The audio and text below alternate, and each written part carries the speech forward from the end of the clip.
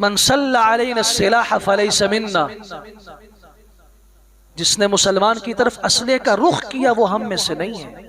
मुस्लिम शरीफ के अल्फाज। जिसने मुसलमान को डराया, अल्लाह ताला इस दुनिया में उसे खौफ में मुब्तला करेंगे। मन रव्वा मुस्लिमन रव्वाहुल्लाह, मन अखाफ मुस्लिमन अखाफहुल्लाह। जिसने किसी मुसलमान को डराया, अल्लाह उसे डराएगा।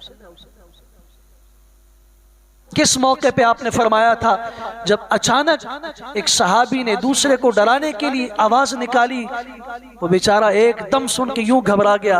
आप अलैहिस्सलाम ने फरमाया, मुसलमान को डराने वाले को अल्लाह डराएगा। मजाक में, हंसी खेल में, गपशप के अंदर भी मुसलमान को डराने की इजाजत नहीं है। या रहमान के बंदे की